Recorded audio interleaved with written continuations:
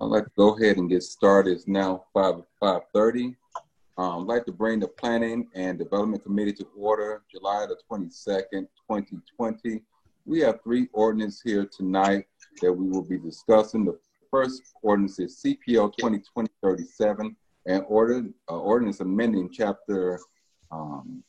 amending Title 15, Land Usage, Chapter 123, entitled Zoning Code of the Code and Ordinance of the City of Gary, Indiana. Petitioner Reed Abdul Quayla, Payday Group Check and Real Estate, property 617 West Ridge Road. The next one is CPO 2020-39, an amendment to the Community Benefits Agreement Ordinance, sponsored by Councilmember Cloris Lay and Mayor Jerome Prince. Our third one is CPR 2020-09, a resolution of the Common Council of the City of Gary regarding climate resilience and recovery. Mayor Jerome Prince. Before we get started, I would like to introduce our council that is with us this evening. See Councilman Godwin of the 1st District, Attorney Cloris Lay, Councilman at Large, Dwight Williams of the 6th District, Councilwoman Mary Brown of the 3rd District, Councilwoman Ty Atkins of the 4th District, Cozy Witherspoon of the 6th District. Going off my screen here. Witherspoon's in the 2nd District. I'm sorry about that. Thank you, Attorney Lay. Councilman Witherspoon, 2nd District. Councilman Williams is in the 6th District. And our attorney, Renzo Williams, also is here. I know Councilwoman Linda Barnes-Caldwell was on our other meeting. She should be joining us shortly. I don't see her on our screen now. But I would like to get started with our first resolution that we have. There will be CPO 2020-39. I'm sorry, that's not the first one. My screen is not going down. CPO 2020-37 at this time. That'll be our first one we start with. We'll have someone to give an overview at this time. Is the petitioner, Mr. Reed, on with us at this time? I see Mr. Rocky. I think, is he connected with it? Gary Rocky? Yes, I am. I'm here. Okay. Okay. Well, Mr. Rocky, can you give us an overview of this at this time, or do you want me to skip and come back and let the other petitioner get on also, or will you be giving an overview? I can make a presentation, and we have a slide presentation, so it'll be easier for the council members. My name is Gary Radke. I'm the owner of Radke Engineering and Surveying in LaPorte, Indiana. I represent the owner of this land. I want to thank the staff, the city staff, and the council for getting us to this point. We understand we're all under very difficult situations and conditions, and I really appreciate the extended effort that everybody did. In January of this year, we presented a different project for this land.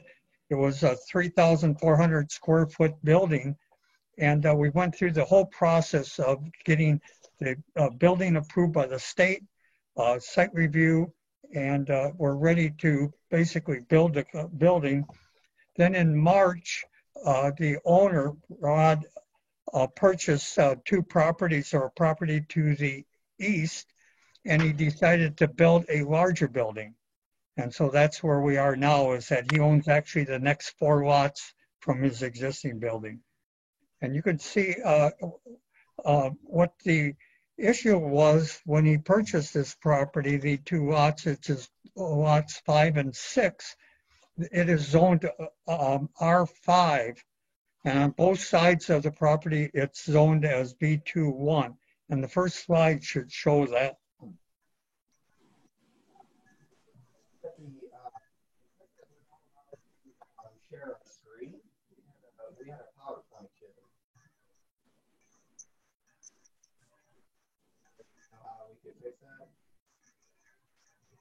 Are you attempting to share your screen? Mr. Radke, are you sharing the slide from your end, or is that being done by our IT department? We were going to to share it just from our screen. But it says that the host disabled that, so I guess we're going to be able to. That was an unforeseen circumstance. Let's go on the board. We got a board presentation, so we can share it off of that. It's the same plans that we submitted to the council. Okay. Yeah, we'll just have to revamp here.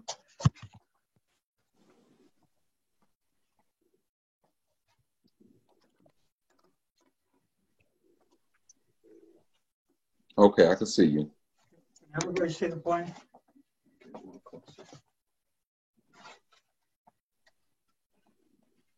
Okay. How's that for everyone? So the property is 617. It's located between Van Buren and Jackson Street on West Ridge Road. He has his cousin store at the corner, and this includes the next 4 properties.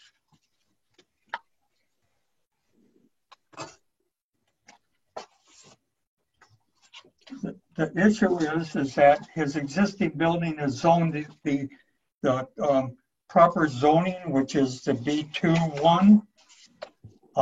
The property to the east, which is a private property, and also the city property is also zoned B21. The 2 lots that he purchased are zoned at R5. And so this is what we're here for tonight, is to rezone this property. We made a presentation at the Planning Commission meeting on July 16th and showed them this board. Basically, this shows the the project that we're proposing to construct. I have to raise it up a little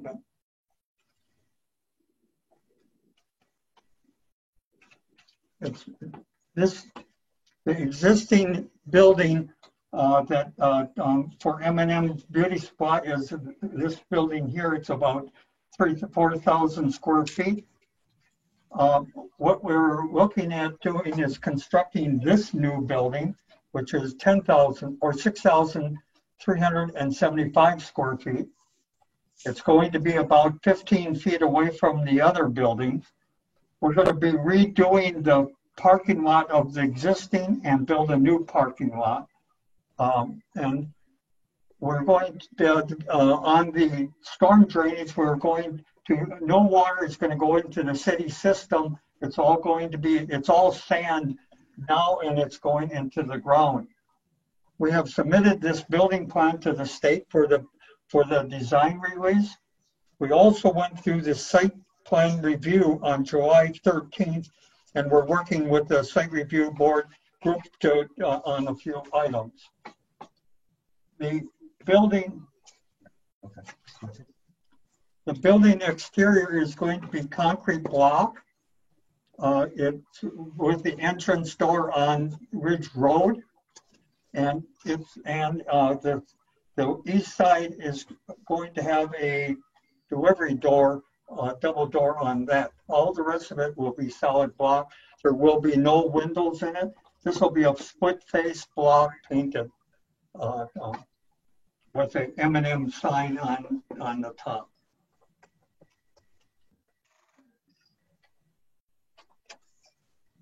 I think there's a material.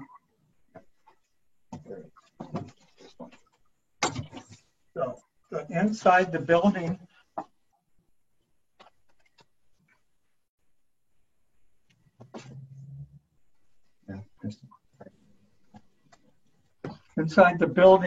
it'll be the entrance on Ridge Road and the counters, and then it'll all be this display for the building, beauty supply. There'll be a couple rooms in the back, office, restrooms, utility room, and a storage. And again, for supplies will come in on the east side. The structure and The structure will be, again, it'll be a steel roof slanted and with the membrane roof on top. There'll be columns and basically concrete block. Because of the elevation difference between Ridge Road and the alley, we'll be having some retaining walls built in the store itself on the south side, on the west side. And that's represented by this area right here. The other part of the project is the existing building. I can go back to the existing building. Yeah. The existing building is 3 stories with the building supply being on the lower level and entering here. And then the other 2 stories are apartments. There's actually 8-unit apartments in this building. The bottom story, which is the building supply, will be moved into the new building. It'll be almost double the size. And that will be used very shortly for a new business, which will be announced very shortly. I'll take any questions. So, Mr. Radke, where's the parking at? I didn't see parking. The parking is going to be, there's parking here. We're going to be requesting through the BZA to allow this being the apartment for the apartments, this parking here and here. The rest of this parking with this, it meets the parking requirements of the city code. One thing is that I've been working with this client for quite some time on his existing buildings. They have a very short turnover. Customers come in and they basically stay in there for about maybe 15 minutes, 20 minutes. So you don't have a lot of parking. You got a lot of turnover, but you don't have a lot of parking stalls like Walmart would have, where they have to have big parking lots. But this does meet the city code. And approximately how many slots would that be for parking? Sorry? Approximately how many slots would that be for parking? There is parking stalls are 22 parking stalls, 26 actually. Yeah. Okay. So 2 regular and So, then you have handicap. handicap. Mr. President, I'm sorry, Mr. Chair. Yeah, give me one. I got one last question. Okay. And the old building, what is the plan to do with the old building? He's working right now to fill it up with a new business. He's hoping to be a grocery store, but we'll see if it works out for him. He's definitely wants to keep it. He's going to keep operating it. Okay. It's going to stuff, but that's what one of the thoughts are now, is turning into a grocery store. Because in that area, that would be a big need for that area. Okay. All right. Councilwoman Caldwell? Yes, let me apologize. I didn't hear the very beginning of your presentation, but let me see if it's making sense to me, if this is what I heard. You're going to construct a new building in between the space that's already there and the house and everything? Yeah, so as you went by it, I'm sure you've seen this burnt out house over by Ridge Road. It'd be between that burnt out house and their existing, that's where the building would be constructed. Okay. And then you're going to take the old building and revamp it to something else. Yes, the bottom level, which is the M&M Beauty Supply building, that facility will be, all the stuff will be moved into the new building, doubled in size, and this new other building will be used for, he's hoping for a grocery store, but he hasn't finalized any commitment yet on it. But he's definitely will be keeping it himself and operating it himself. It will not be another quote vacant store. Okay. Is there any other question by any council members at this time?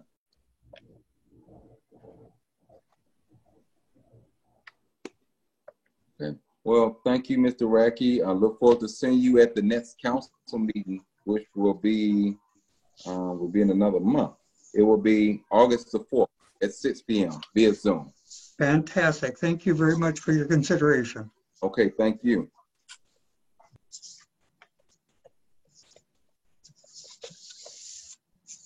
At this time, we will go to our next ordinance, CPO 2020-39, sponsored by Councilman Cloris Lay and Mayor Jerome Prince. Mr. Chairman. Yes, Councilman Lay. My concern was the committee would handle the money once that decision was made, and it would not be dispersed to an improper party. So I'm going to ask Attorney Poe to give the oversight. He and I worked on it. He has made changes. He passed them through me. Again, I had no objection to them, but mine is basically discussion of the Ms. McCready, and which seems to be a one-person corporation. And my attempt is to keep the council from making a mistake by passing off money. And I've heard an argument about the MOU being rescinded by the mayor. He did not rescind it. He may have the intent to rescind it. It was never a finished document. So let me put it another way. You can't kill a dead person. You injure you manipulating the body, but you can't kill them. The previous mayor, Mayor Ken Freeman Wilson, signed a document that did not have the contractor on there. They never signed, based upon every document that has been sent to me. So if Mr. Poe give an oversight, I will discuss the committee.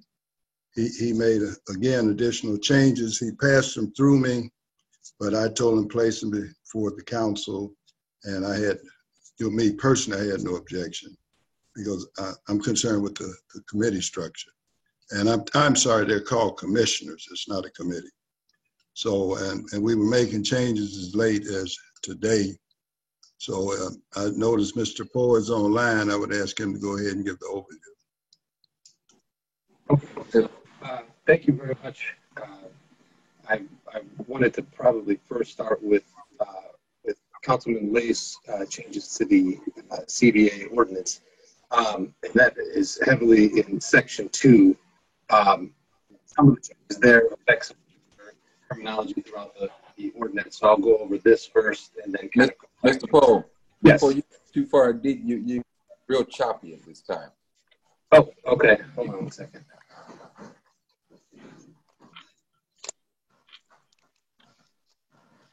All right. Is it still pretty choppy? Yeah. All right, hold on 1 second. Let me try this. You guys with me through my house. See if I could just plug directly into my router. It's better now. All right. Better.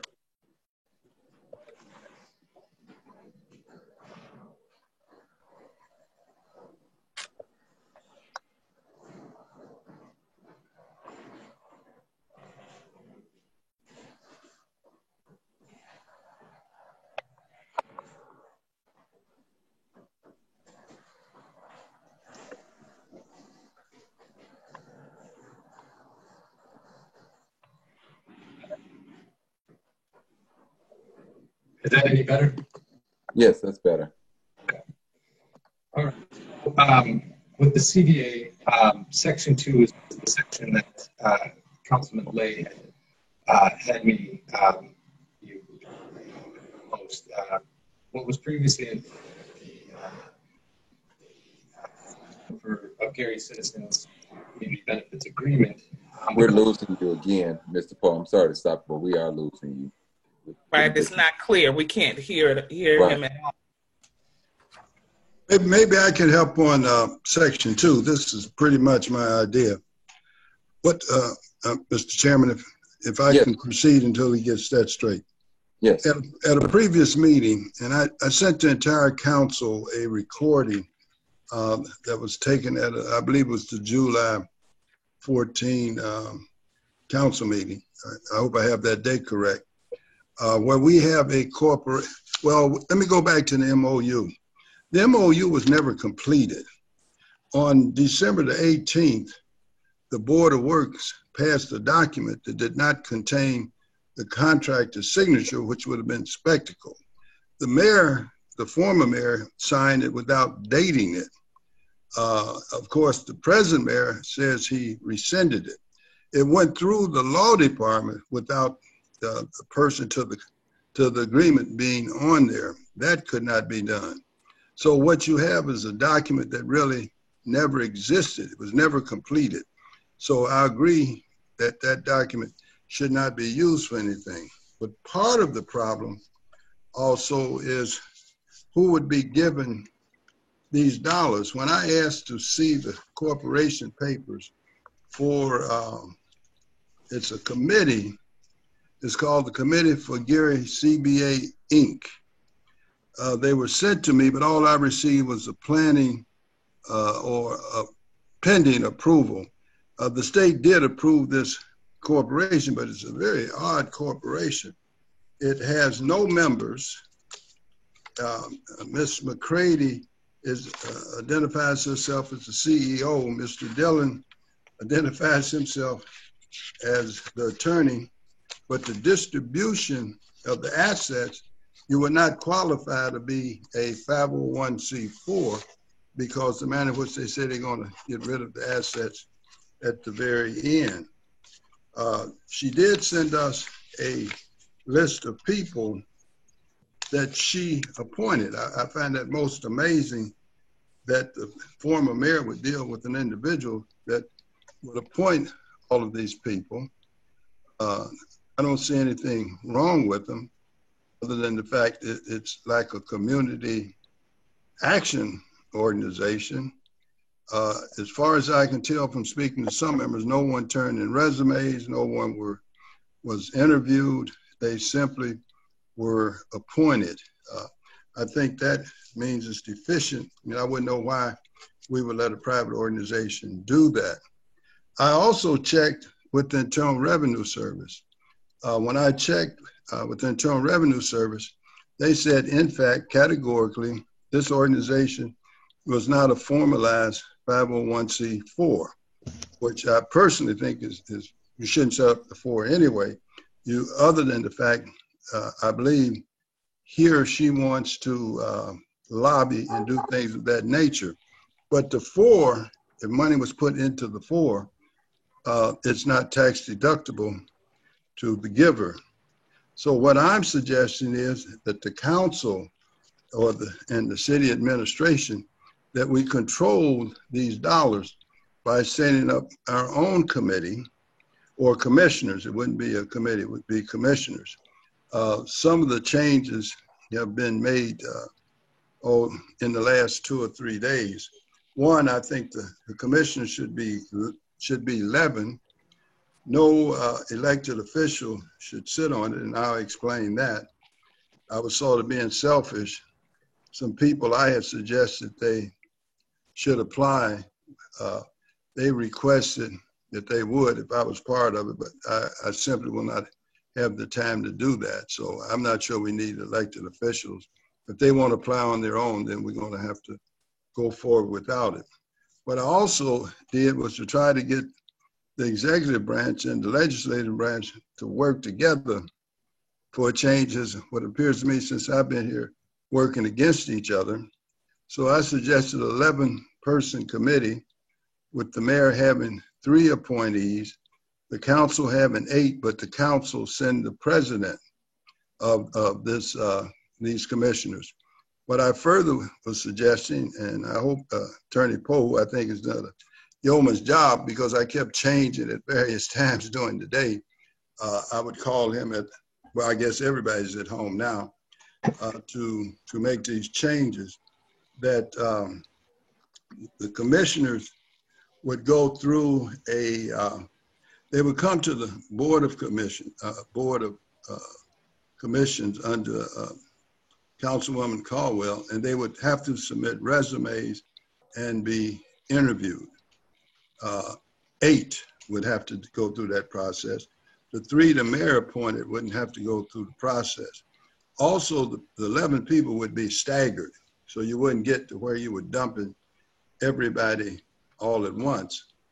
Another issue that seems to constantly be in surface is the person would review the project. The name is skipping me now, but I'm sure Mr. Poe can fill that in.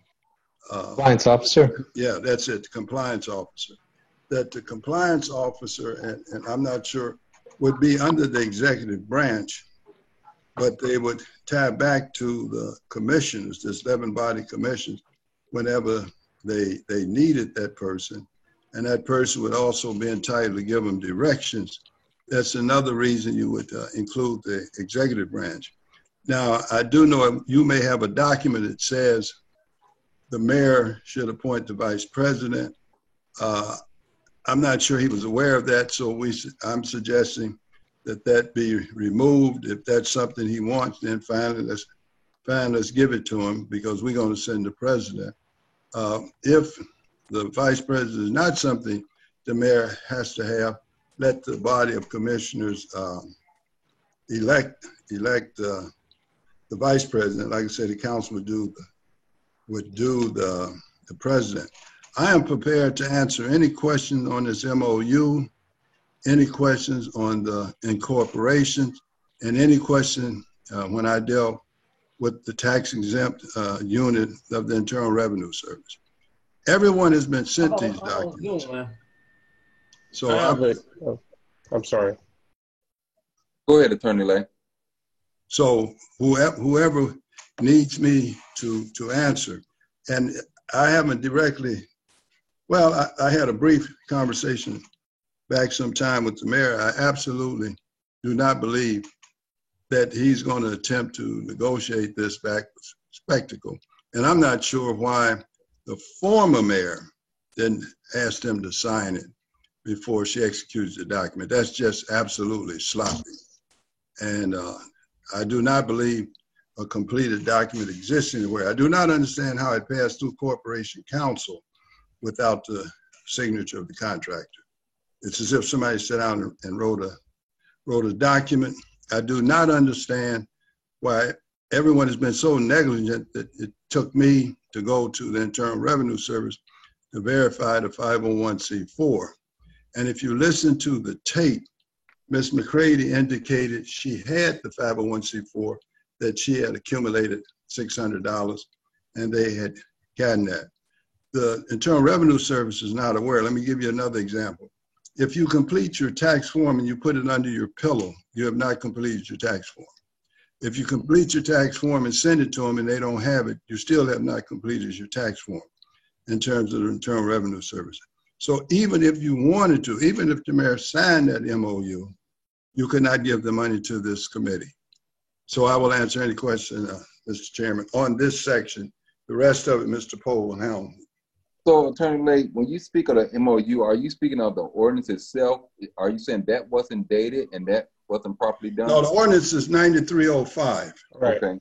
The MOU, you were sent that document more than once. The last time was sent by Ms. McCready. You were sent that document as, I received it 3 times from 3 different sources.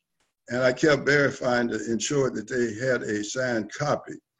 I believe the first time I received it from Corporation Counsel, Mr. McCain. The second time I received it was from Chief of Staff, Arlene Colvin. And the third time, I think I got it from my legislative aide. That document was not signed. That's the memorandum of understanding. It passed through Greg Thomas Corporation Counsel without a signature on it. The Board of Works passed it without a signature on it. The mayor signed it without dating it, and you didn't have the important signature on it. Was the person that would have to pay the money. Mr. Chair. Mr. Councilman Godwin and Councilwoman Atkins. Thank you. I have a couple of questions and an observation.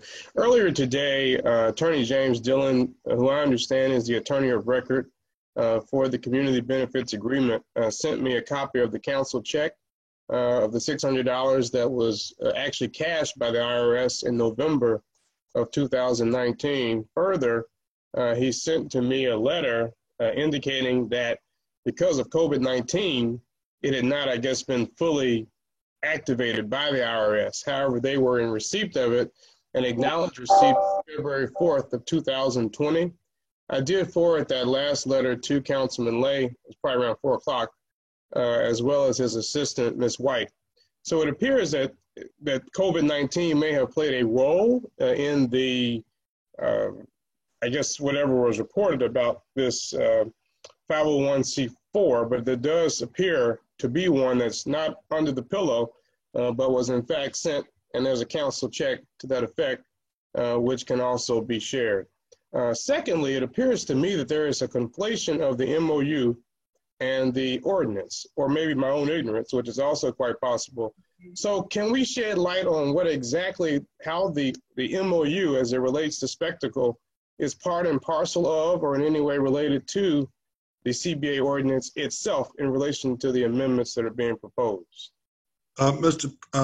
Chairman, let me deal with Mr. Garvin and his 501c4. That's why I gave you the examples. I didn't get your letter.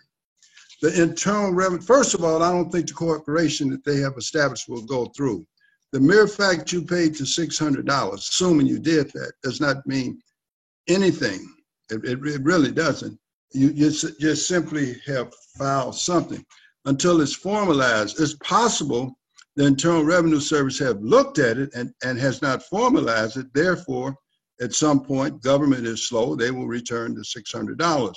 The question is, that's why I tried to use an example of a tax return. I suggested to you in our conversation, why not contact the Internal Revenue Service? You decided to contact Mr. Dillon.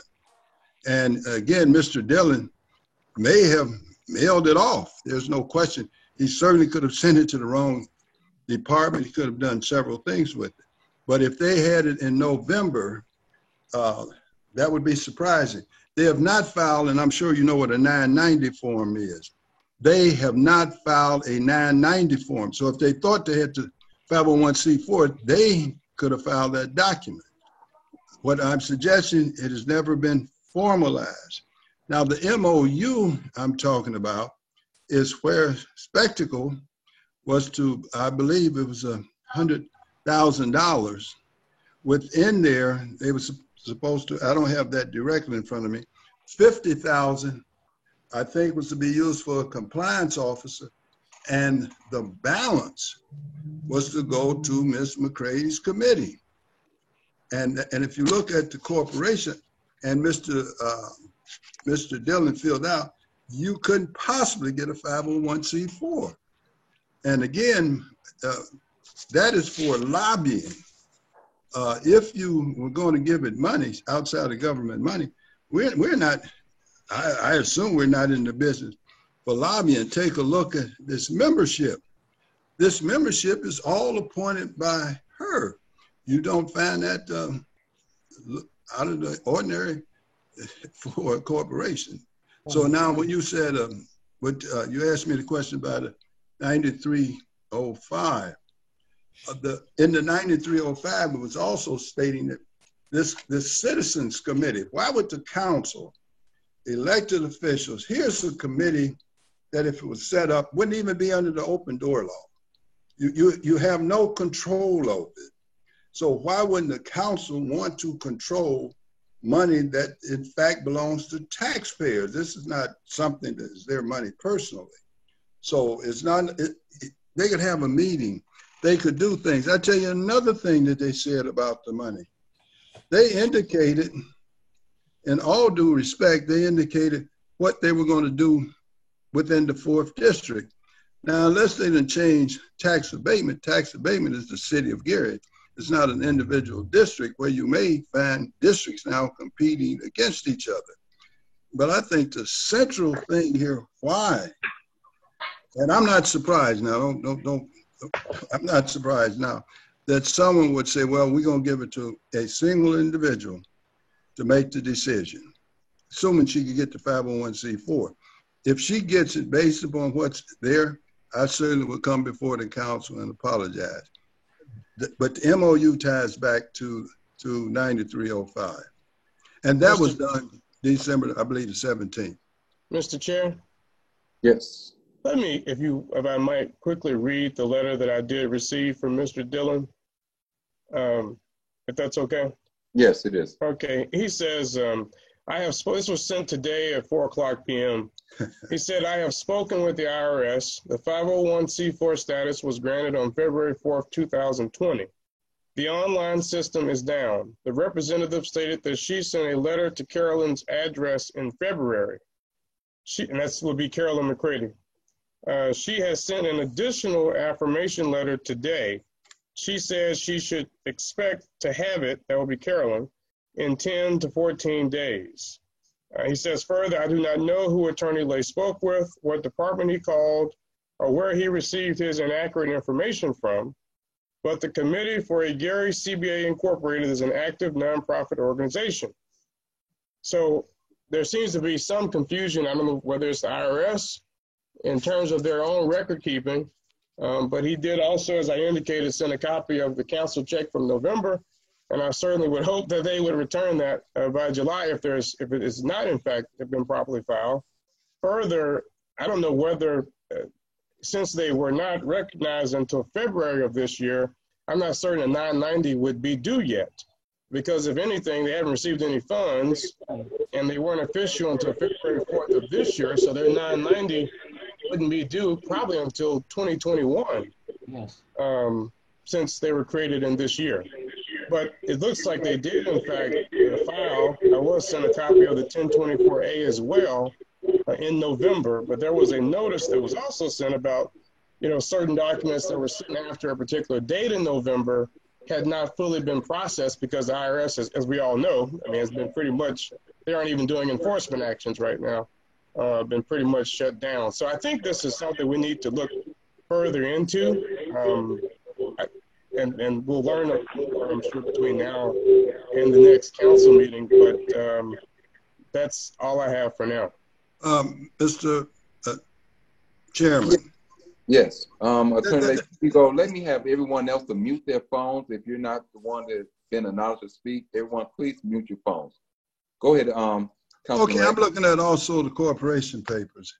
That's great. I probably have done a great many of these things, assuming that she has a corporation with, and you will find, once I provide the council with information, I certainly will let it go. I don't have the time to debate it. Again, I think there are so many things wrong, even if it says, will the corporation have members? The answer in there is no. So that's an individual if you provide it to the corporation. In this corporation, she starts out by calling Mr. Dillon an interim attorney.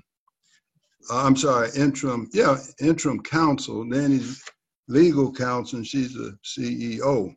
So let's assume for a moment the IRS gave me a code, so I'm not responsible to anyone to be able to identify, a name. I'm surprised they wouldn't send it by email and you would have it today, as opposed to some being mailed 14 days later. And I'm certainly not that good in terms of the technology. But again, the council is free, and I know you know that. Again, you cannot resolve the problem of the open door, being in control of the money. This organization, if you read their membership, is set up principally for lobbying, not set up principally to do this. When I look through the organization, I don't see anybody in there that have my skill levels. And I certainly will send the council my resume, and that Dr. McLeod and the rest of them send theirs. These people, at least several of these people, were not interviewed. They were placed on this CBS committee members by Ms. McCready. So even if we were going to proceed, I would think we'd ask to see resumes, interview them. Why would we allow a private organization to control money? I don't understand. It doesn't make sense to me. And all I'm suggesting is everything brought under the city. If you want these people, let them present resumes, let them go through interviews and put them on this 11-person committee. Put them there. But you at least would be able to control this commission. So beyond that, I have absolutely nothing else to say about what you do with this. Do that as you please, what you were going to do anyway. Thank you. Councilwoman Atkins. Thank you. I just wanted to put out a couple of comments, and then I'm actually going to request that Attorney Poe has the opportunity to actually go through the rest of the recommended amendments to this particular ordinance, because there is a lot. And we, with all due respect, have spent about 50 minutes just on one portion of the changes. And there's a number of changes that was proposed in the particular document. So this ordinance was presented last year. And the intent of the ordinance is definitely needed and purposeful. And so we all had issues with structure. But I just think that it would be better for us to include the community, to have some suggestions in terms of the amendment, instead of it being, one directional in terms of the recommended changes. So I wanted to make sure that as we think about the amendment, as we review the changes overall, that we at least give them an opportunity, because even from sponsorship, the people who were on the council who actually voted for approval of this ordinance was not included from what it seems like in terms of giving opinion in terms of what those recommended changes should be. So we want to make sure that we're inclusive of that and sensitive to that as well. And I would like to hear if Attorney Poe can go over all of the additional changes which are important, such as the threshold that was assessed for the tax abatement or for the CBA to even be applicable. There's also a change in reference in terms of what the impact area even means. So we need to understand that as a committee and as a council what those core changes were. So if Attorney Poe is still on here, if he can go through those changes, that would be great. Yes, no problem. So I've got, can you guys hear me better now? Yes. Okay, perfect. I'm going to keep I think if I keep my video off, it actually helps with the bandwidth. So I'll spare you my ugly mug. Starting with the definition section, we've got one of the first changes there is the CBA applicable development. That has changed to where and I should say it's a little bit more clarified. I mean, for example, city is now City of Gary, just to clarify that portion of it. We removed the is expected to receive to just receives, just because that's, in reading that, it makes it sound as if, that any project that's, it made it seem as if it wasn't necessarily clear what does that mean you're expected to receive, a tax, either a tax abatement benefit or other benefit. So it just any development that receives a city issued tax abatement benefit and other benefits as explained in the ordinance are as identified by the CCBA, which is you'll notice throughout the ordinance, anywhere there was CGBA or CGCBA was changed to CCBA. So, but this is exactly what Councilman Atkins was talking about, where there is this threshold where any abatement and other benefit that is in excess of $1 million. So that basically sets that threshold for when this would become a CBA applicable development. The second change, it changes the CGCBA, that definition there, to the CCBA, which is the Commission on Community Benefits Agreement. Under the definition of City of Gary, it includes the Redevelopment Commission, which was left off previously. Community benefits is explained a little bit, or is clarified, should I say, where it shall mean a benefit provided or created on behalf of the City of Gary or its citizens by a developer in exchange for a city-issued benefit, which includes but is not limited to, donations, donations to or improvements or creation/maintenance of, and then it's got all of the other same, the same amenities: parks, schools, healthcare, affordable, mixed income housing, and then the incubation of businesses owned by Gary residents, minorities, particularly African Americans, and female-owned businesses. At the very end of that, it clarifies that this does not include state and federal funds the City of Gary distributes as a pass-through. So, for example, home or CDBG funds. The community benefits agreement definition has changed, where it includes the CBA will be adopted via resolution by the City Common Council and the Redevelopment Commission once all the requirements of this ordinance are satisfied. The compliance officer definition has changed, where it includes, it states that shall mean the person or company charged with monitoring workforce agreements on local hiring and community benefits, and will submit written CBA reports to the enforcement committee as required. Developer and development include the clarification that those terms are interchangeably used, as it pertains to the requirements and obligations of the ordinance. The enforcement committee, that was clarified, where it includes, it's comprised of 1 member of the redevelopment department and 5 members of the CCBA. Of the 5 members of the CCBA, 3 members shall be the common council appointments and 2 members shall be the mayoral appointments.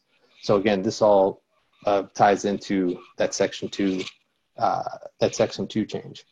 The impact area, this is another thing that Councilman Atkins had pointed out. Before it was the census tract, and what we had found was the census tract is a very, very, very large area that if we were, for example, for notice purposes, if you're required to contact everybody in a census tract, this presents all kinds of major hurdles. I think Broadway Lofts presented a pretty interesting, an interesting problem as well, is that it's right in the corner of a census tract. So, you may be right across the street from this development, but since you're not technically in that census tract, you're not going to get any say, or you're not going to get any say, but you're not in that impact area. So you're not going to get that notice. You're not going to be a part of that. So instead, we just use the common radius of the 400-foot borders. That's what we use for zoning, land use changes, things of that nature, which we think, that's already pretty much a past practice, a common standard to use, as opposed to a census tract. Other than that, the definition of party was removed because the term wasn't used. Same thing with the People's Advisory Council. That was something that was in the definition section previously, but it wasn't actually used in the ordinance, so it just became kind of a superfluous definition. The workforce development definition was also clarified to just include at the very end of it as defined by the U.S. Census. So the section 2, I think Councilman Lay had done a great job of going through all of that. I think some of the things that he had added, that he had talked about being, kind of a last minute change that was happening even up through today. One of which, and I don't know if you covered this while I was trying to get my computer set up, but that there would be no elected officials that would serve on the commission. And in addition to that, that it would be, I think the language was changed about the appointing authority, or the commissioners would serve at the discretion of the appointing authority, not at the leisure of the appointing authority. Section 3, under Section 3, this section was the again, this was a reference to the threshold for the CBA to be applicable, or the CBA ordinance to be applicable. So under this section, it reads, a community benefits agreement shall be required for all CBA applicable developments within the city of Gary that receives a tax abatement combined with other benefits described below from the city of Gary. This ordinance shall not be applicable to any developments receiving a total benefit of less than $1 million. Said non-applicable developments are still subject to the imposed fee under Indiana Code 6-1.1-12.1-14. So, for example, if you do receive a tax benefit or a tax abatement that it, over the lifespan of it does not reach that $1 million value, you still have that imposed fee. The council can still obviously impose the fee that's applicable through state state code, but it does not apply to the CBA benefit or the CBA ordinance. Section 4. In Section 4, some of the changes here were just more clarifications that kind of were related to some of the changes made earlier. So under this section where it's talking about reinvestment, any CBA applicable development that receives an applicable city issued benefit agrees to invest up to 15% of the total value of what the benefit in the community benefits or in community benefits as described in this ordinance or is agreed to in writing by a representative of the city and the CCBA, minus any amount agreed to as part of the imposed fee per Indiana Code 6-1.1, 12.1-14. So this is where you're getting into the total value of benefit, where we're fully defining what that actually is. In this instance, it includes the total reduction in the value of land transferred as reported by the redevelopment department, total tax abatement value over the life of the abatement as reported by the redevelopment department, total value of grants received by the development department on behalf of the city of Gary, and any other benefit received and enjoyed solely by the development from the city of Gary that can be valued by a professional metric on behalf of the CCBA. The reason for that change, obviously, is that in the previous example, what an actual benefit was not defined, and that makes it very, very hard for working with developers and trying to really kind of figure out, okay, well, what is actually this? What is this? How does the CBA actually apply, to any number of things? It just was so vague and so broad that it made it very, very difficult to navigate. So this was our best attempt to try and clean that up. The deposit and control of the reinvestment funds, any reinvestment funds described in this ordinance deposited shall be directed to either the general fund or the Economic Development Corporation Fund and shall be used specifically for the purposes proposed by the CCBA and approved by the Gary Common Council. The next section, the local hiring was updated, much in the same way that all of sections 3, 4, and 5 were, where it's making sure to specifically identify it as all CBA applicable developments instead of any developer that receives any city issued benefit, which just seems so vague and so broad. So this kind of really hones that in to make sure that this is applicable to the correct developments. Section 5, community engagement. There really wasn't too much changed here. Under section 1-A, prior to submitting to City Council, a request for tax abatements related to a project and or approval of land transfer by the Redevelopment Commission. That's basically what the section that was added there. The director shall hold at least 2 public meetings to take place in the impact area. Going down to the notice of public hearing, this section, under section 2A, the only thing that was added under this section was that it stated that the notice may include both meeting details. So you've got both, you've got 2 meetings, that notice could include both of them instead of sending 2 forms of public notice out, which is, can be a very, very daunting task. This section B, we removed the 14-day and moved that to the 10-day, which I think is in compliance with 531-2 of the Indiana State Code.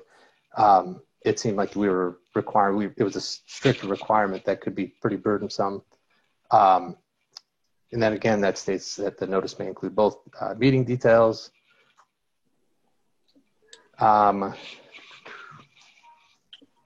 Section 6, I think, is again where you get into a little bit more substantive. The rest of it was just, the rest of section 5 was just changing CGCBA for CCBA. Under section 6, this is where it's discussing the compliance officer that shall provide the community benefits report to the city council regarding any project annually by the second council meeting in April. The annual report shall be prepared by the compliance officer and submitted via the redevelopment department. That kind of clarified that process a little bit better. This in the Section 2 it clarifies that's the initial community benefits report, and then what those things are supposed to include. Section 3 is all future annual reports, and what that remained the same. Under Section 7, the only substantive change here was under Section 4 of Section 7, where instead of having the threshold for $5 million, it was just changed to all costs for compliance shall be paid for solely by the developer. Just to clarify that, and that's essentially it. That covers all of the amendments to the CBA ordinance. Mr. Chair.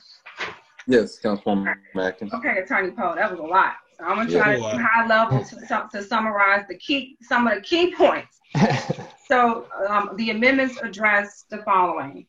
There was a large section that was amended that addressed the concerns of Councilman Lay related to structure. The structure in the previous document had oversight from this 501c4 entity that's in question. And so now the new structure that Attorney Lay provided some great detail on now creates a commission, and then it has defined elements in terms of how the commission is formed, who appoints who, and the number that is required from that. On top of that, there was a change to implement a threshold in terms of when this CBA would even become applicable to a development. And then on top of that, you also did some refirming in terms of the impact area by identifying a radius from where the development is taking place. And then when the various sections, there was some more meat and talked about the compliance and the formulation in terms of what the compliance officer's requirement is, and then their responsibility to getting financial reporting to the council. And the other stuff was just like, I think like administrative things and just making more definition in terms of what was previously there. Is that right? That's correct. Okay, I got one question for you. So in terms of this compliance officer, I know that in previous meetings we talked about that. I think in the first draft, it was that particular role will be paid for by the developer. Mm-hmm. Can you confirm? Because I might have missed it. I kind of went through it twice, but I might have missed it.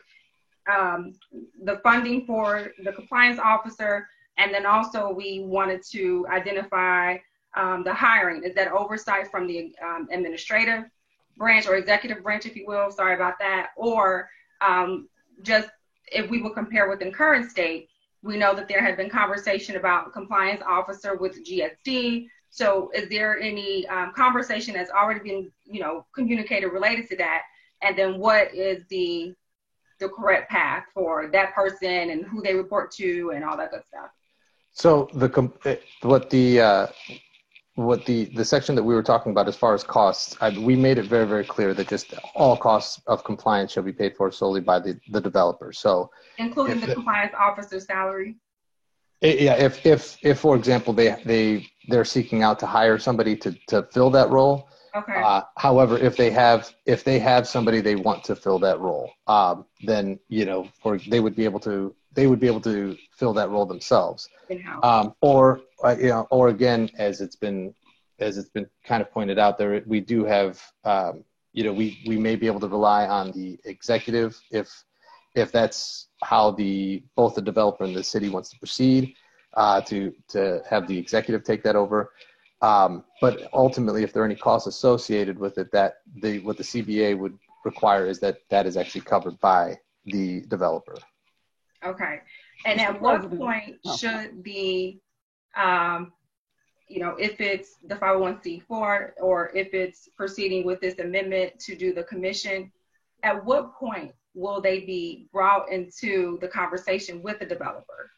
And who responsibility would be to ensure that is happening? So that's under Section 6, where they're providing the actual reports to the city council, and those are actually provided to the CCBA. This would also include, they would be working with them through the public meetings that would be taking place.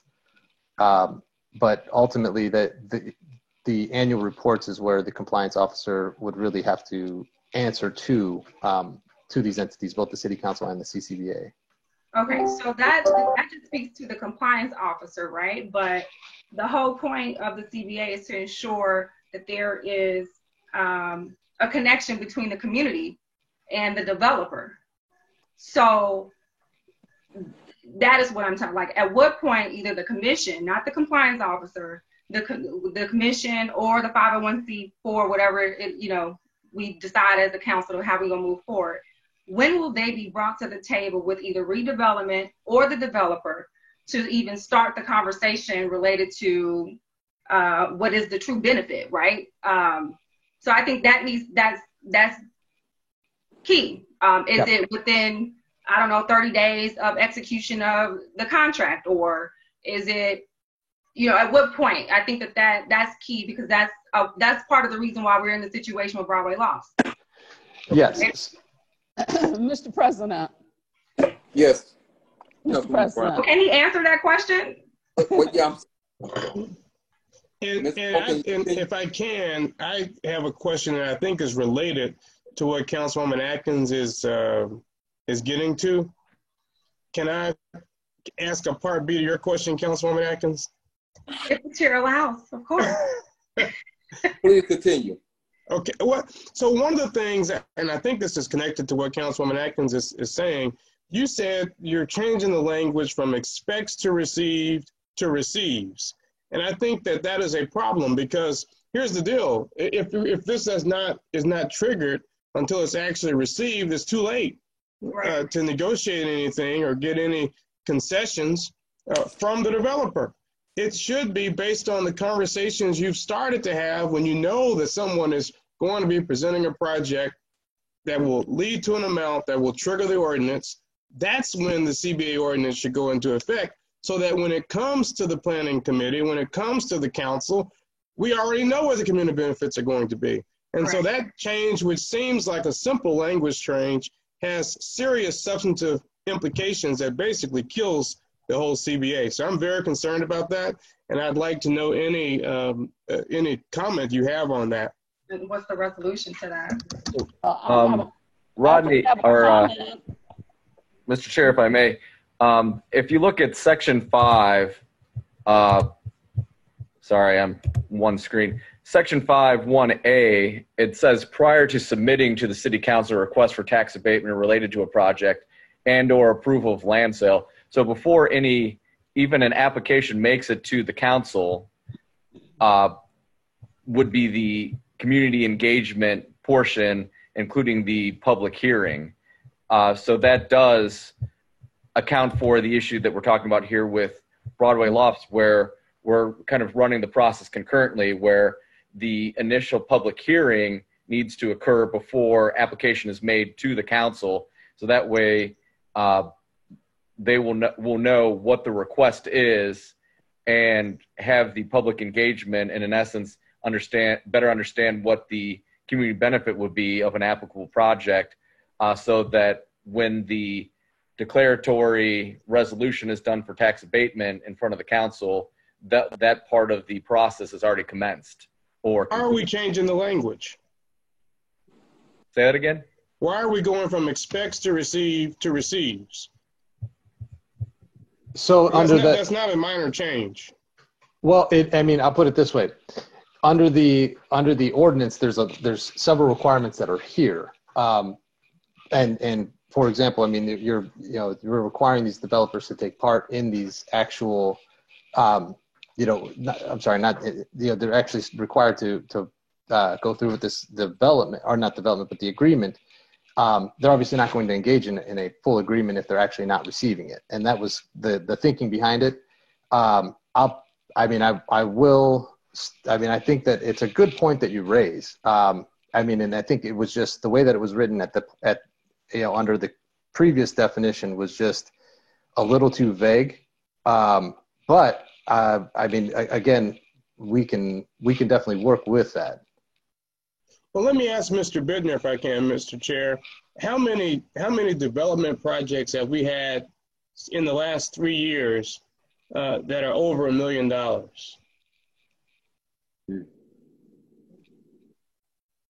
I would have to check. However, the one that comes to mind most recently is U.S. Steel, which was a bond in which the city received $20 million up front from the increment, and then also as part of the project development agreement, U.S. Steel agreed to contribute $50,000 to $100,000 per year to be used on specific projects within the city. So that would be the most recent one. The casino didn't receive any benefit from the city as far as tax abatements or any type of incentives. I would have to go back and check on other deals that preceded my tenure with the city, but the U.S. Steel one is the most current. Mr. President, may I just say one thing? Go ahead. May I please just say one thing? Yes. The city council has, I don't have this, the agreement in front of me, but I do know that the city council has authority in terms of when we do grant these kinds of abatements, we have the ability to make changes or to stop them or to change them if they are not fulfilling whatever it is, whatever responsibilities they agreed to. And so if U.S. Steel agreed to do some certain things and they did not do them, and we did grant the abatement, the city council has the ability to make some changes. And we have not been, we had at one point a compliance officer, and I don't know if we are using the one from the sanitary district presently, but we have to have the ability to have the compliance officer give to us the information that we need in order to know that whomever received the abatement is doing whatever it is they said they were going to do. And that has happened in the past, and we have had to go to that person and make some changes. So that's all I wanted to say. We do have some authority, and we're not taking advantage of it. And that's all I wanted to say. Mr. Chair, if I could, to Councilwoman Brown's point, that is under Section 7, subsection 5, that the clawback procedures is something that is guaranteed into this ordinance as well. I didn't go over it because there was no changes to it, but she's absolutely right. And I do know the last big project that did come to the city was a steel company that moved, Alliance Steel. They did abatement also too. So,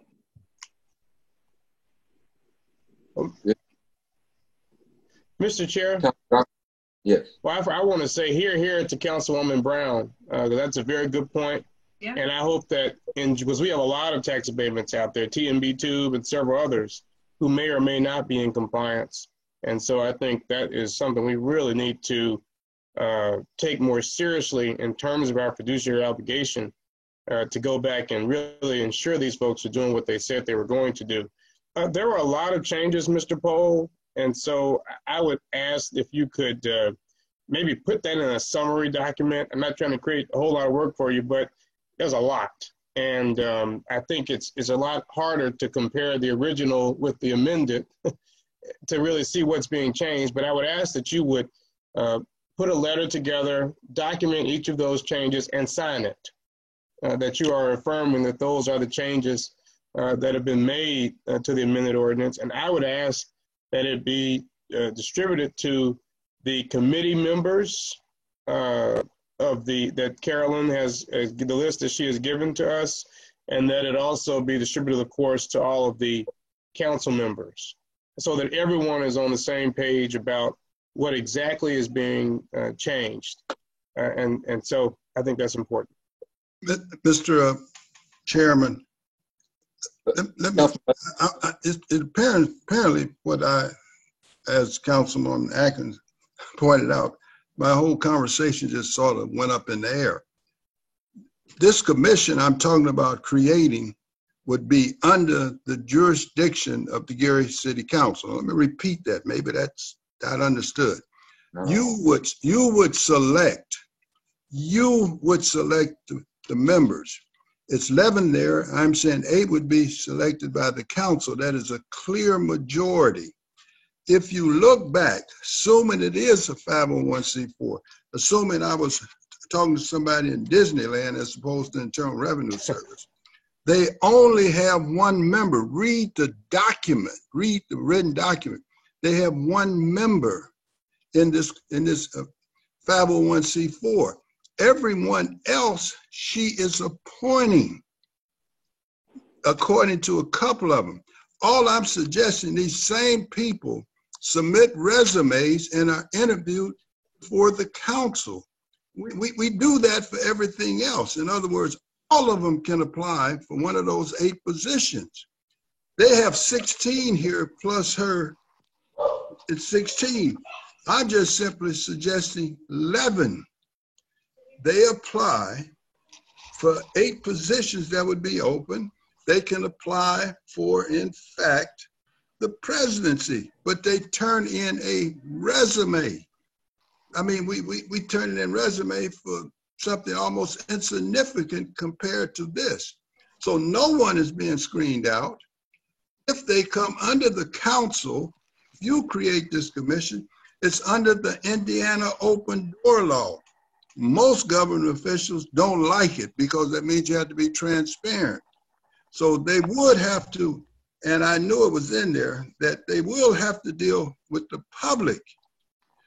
It's already in the document. And I agree 100% with Councilwoman Brown. You don't lose your authority.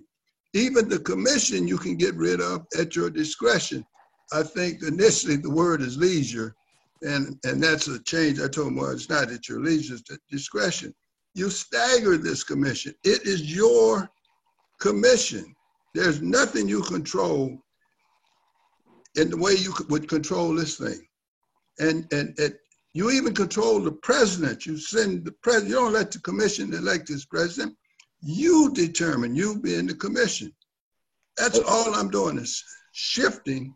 So if Ms. McCready wants to apply, that's fine. She turns in a resume and she is interviewed. We just got through interviewing people for this economic development position. One of them I was impressed with.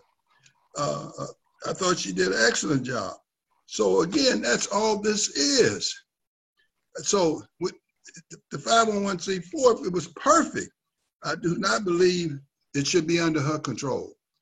Absolutely, she's not an elected official. They never have to come to you. They gave you a list. As far as I know, I got it maybe two weeks ago.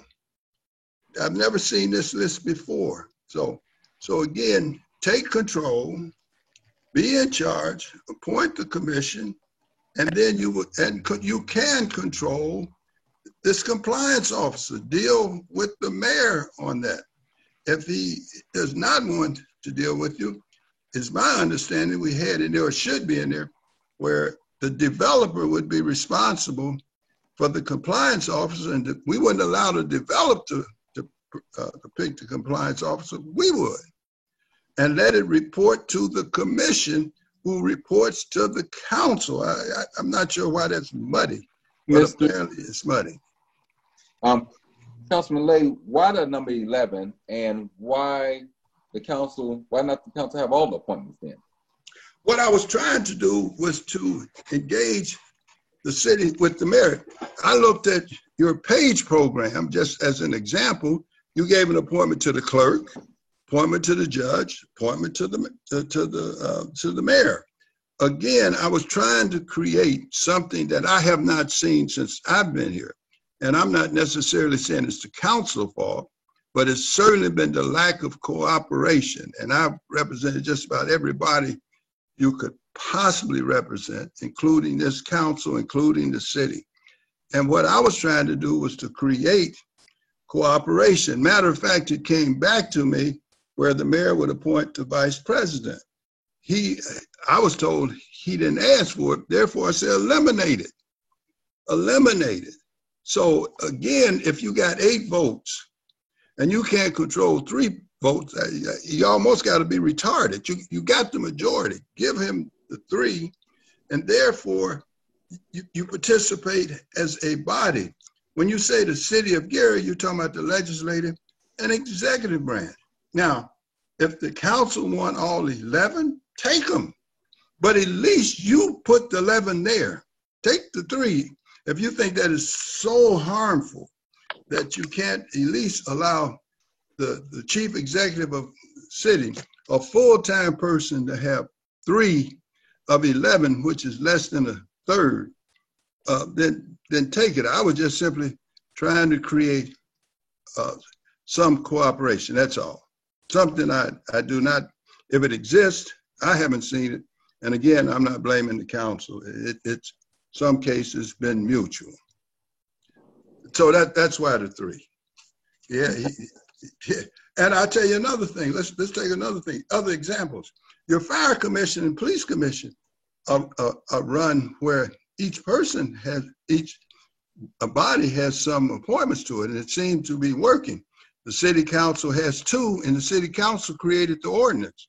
The police commission is 5881, was created December the 21st, 1982. At one point, you only had 1. And I put 2 on there, but the second one for the city council. You got 2 for the mayor, and you got 2 for the police department. It seems to be working. There seems to be cooperation on that commission. So it's the same thing as on the fire commission. 3 bodies appoint. So I'm just simply suggesting, let's try it. Councilwoman Brown is right. If you want to change it, go back in, take the 3 from the mayor. He vetoed, you override the veto, and that's now what this commission would look like. Let's just try to cooperate at one right now. That's all I'm suggesting. Well, I asked that question because I know at our last meeting when we was talking about the youth council, when we had the appointment with the mayor, the clerk, and the judge, you cited that we take all of them. We don't give the mayor anything. Well, I thought they did. Oh, I'm going to agree with you guys. I will make no input to your youth council program, none whatsoever. I will listen because I indicated to Councilwoman Brown, my program is way ahead. That last part as an example of appointment. That's all. No, there you were talking about your pages. I think that's different. So if you find that to be an inconsistency, take all 11, just let the council make the appointments. Right. Take 11. Okay. And override his veto if he disagrees. Yes. And I will vote to override it if he disagrees, if you want them all. Okay. But that's fine with me. But make them submit resumes, not your first cousin on your uncle's side.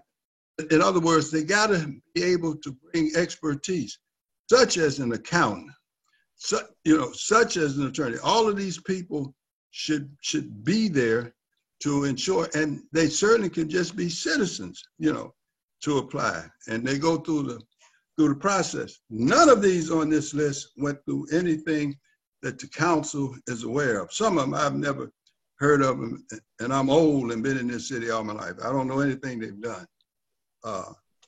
So take them all. I have no problem with that. All right. Is there any other question from council members at this time? At this time, I would like to open it up to members of the CDA at this time. For any questions? I'm sure there's comments. Yeah, we have comments. I don't know if anybody has any questions, but yeah, we got comments. Okay, this is how we're going to do. I'm going to do one at a time, and please state your name and then go forward. Okay. Carolyn. First person. This is Dr. Vanessa Allen McLeod, President and CEO of the Urban League. Mr. President, is it okay for me to? Yes, it is. Thank you. And to all the council members that's there, thank you so much for having this robust conversation. I just want to say, in terms of Attorney Lay, I trust the email response that Attorney James Dillon sent, confirming that we are a 501c4.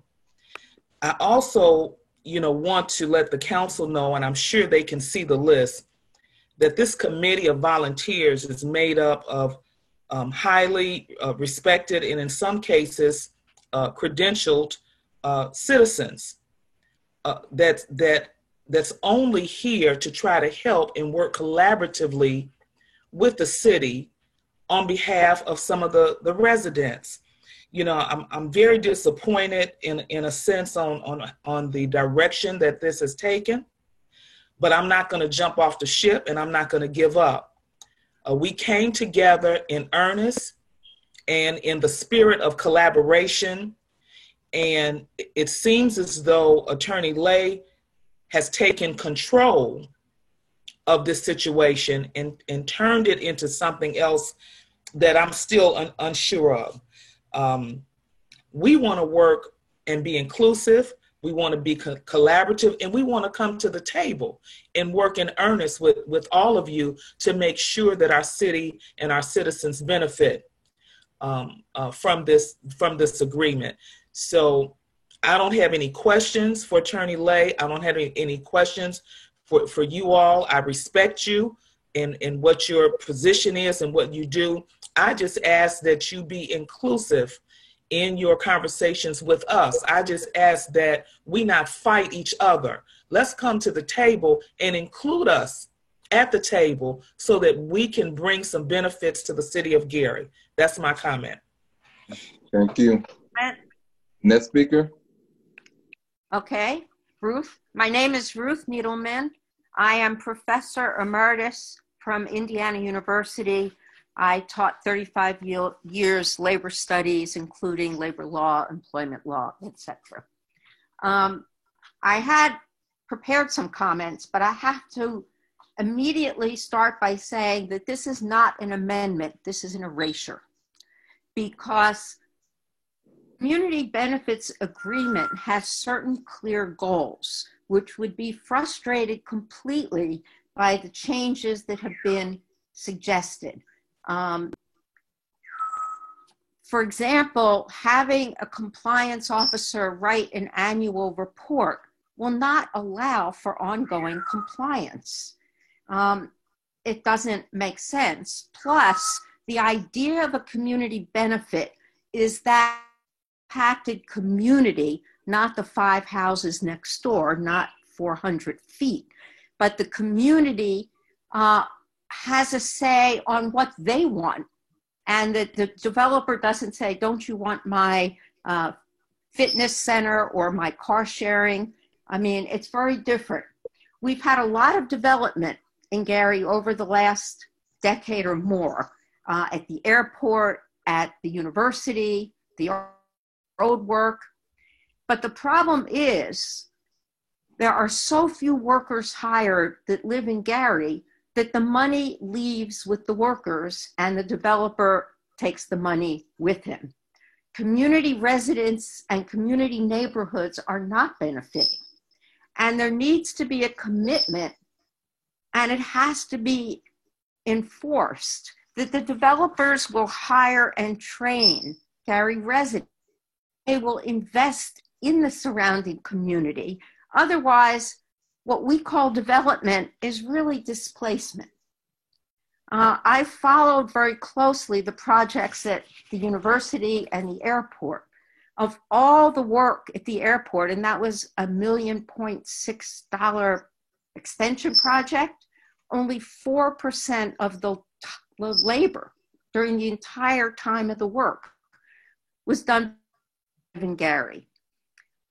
Indiana University promised that they were going to do local hiring. Then they explained that they define local as meaning the state of Indiana. But I happened to go there and take photographs of the license plates of the workers. Those license plates came from Minnesota, from Illinois, and from Michigan. And so the purpose of the CBA is to make it necessary to contribute to the future of this community, to invest in human capital and help us to, in a sense, improve what's already here. And that's very important because, you know, we used to call it urban renewal. James Baldwin many years ago said that urban renewal had turned into urban removal. We call it gentrification today. Yeah. I think it's similar. Yeah. And it will eliminate the existing residents who cannot move into an affordable $500 a month apartment as a young professional. So we have to wonder why there's so much resistance to this CBA. And a lot of times they say developers won't come if they can't come on their own terms. But their terms are greed. Their terms are, who do I have to pay off so that I can make a lot of money? We need really to see this CBA as a way of standing up for Gary. Not making deals without public knowledge, not calling a public meeting and thinking that's community engagement, and certainly a fitness center and a bike and car share for young professionals is not going to really, in the long run, develop our community. We will end up with urban removal down the road. That's my comment. Thank you. Next speaker. Can you hear me? Yes. This is Carolyn. Can you hear me? Yes. Yes, we can, Carolyn. Okay, good. I have my usual technology problems. I just want to say before I say what I'm going to say that Mr. Lay keeps conflating the MOU with the ordinance when he talks about us receiving money. That money that we would have received in the MOU was documented during the time we were negotiating this out with Mayor Karen Freeman Wilson, documented that it would go to help reconstruct the training center at the Gary Career Center. Our committee went over there and spoke with the new director about how we wanted to help financially and in any other way. All of that money would have gone to help reconstruct the construction wing of the Career Center. So I don't know why he thinks that somehow we would have, or specifically I would have taken this money and run away with it. That was, of course, never the idea. But I have a few things to say. So first of all, I want to thank you for the opportunity to speak this evening. Our committee has worked long and hard to craft the CBA ordinance, which is now law in the city of Gary. It passed the City Council 9-0 on December 17, 2019. We want it to remain law because it is the right thing to do for the people of the city. It is a win-win and has been a long time coming, and yet it is under attack by those who would side with developers as opposed to the interests of the people. The CBA ordinance should be retained as law in the city of Gary for a number of reasons. This ordinance gives the city leverage with developers that it has never had before. It requires that a developer who receives public tax dollars give back to the people in the area of the development. This is only right. It requires a seat at the table for the people. It focuses on job training and local hiring in construction projects. With a 40% unemployment rate in our city, and with construction workers in high demand for the foreseeable future, we must have a plan to make construction jobs a reality for our young people and for those with skills to enter the workforce. We must change the idea that we cannot work in our own community. Look around you. Who is working on our roads? Who is slated to build new facilities? And that includes the Broadway lofts. It's not us. This must change. And additionally, how does Mr. Lay's amendment speak to any of this? The so-called amendment that Councilman Lay has proposed flies in the face of all of this. It replaces our committee with a hand-picked commission that is under the direction of this administration. It takes the dollars allocated to community development under the CBA and sends them back to City Hall coffers. It makes a mockery of the role of a compliance officer by reducing that role to issuance of an annual report. Everyone knows that real compliance work is an ongoing an ongoing project during a project. How else will we know that local hiring is continuing? Anything can happen behind closed doors. This so-called amendment is happening behind closed doors. We were not informed of Mr. Lay's intent. We were told in a January meeting with the mayor that they would confer with us about any changes or amendments to our ordinance. Obviously, that didn't happen. This is a stealth operation. The full council was not even aware of Mr. Lay's machinations. We are appalled and outraged that Mr. Lay would seek to supplant not only the people of our community, but the spirit of social and economic justice that the CBA ordinance represents. We on the CBA committee are leaders in this community. We are from the clergy, from labor, from environmental activism. We are attorneys. We represent social and economic justice organizations. We are active in Gary and Northwest Indiana. Mr. Lay seeks to portray us as outsiders. Nothing could be further from the truth. We ask that the Plan Commission consider all that we have said this evening and not recommend this so-called amendment to be heard on third and final reading. And Mr. Chairman, I also have a short statement from Lori Latham. May I read it at this point? Very quickly. Okay, good evening, good evening. I rise in favor of the ordinance creating the CBA, but in opposition to the amendment that allows the council or the mayor to overstep the community's request. Earlier in my career, I worked as a community organizer and activist that pushed back on local elected officials here in Gary and often saw them as adversaries. It didn't take very long to realize that you were all victims as well and mostly powerless when it comes to addressing our city's most pressing issues. It dawned on me one evening sitting in Reed Pavilion for a community meeting that we're all in this together. I realized that there were larger forces, more powerful than any of us, who were benefiting from our demise. All we have is each other, but what we don't have is trust. We don't trust you to lead with our best interests. You don't trust us to know what's good or bad for ourselves and our communities. The CBA was a good first step in building that much-needed community trust. It was an opportunity to share power and influence over Gary's development opportunities. I've spent enough time in this room to know that if you all have a choice between our well-being and money, unfortunately, many times money gets chosen because you love money sometimes more than you love the people of Gary. Sadly, you can't lead people you don't love, and we can't follow people we don't trust. And this is a statement from Lori Latham. And thank you very much for the time. Thank you so much. This is Emmett Mosley, and I want to say a few things. And first of all, I do want to thank the chair for this opportunity, and I want to thank all the council and all the persons who are concerned about our community.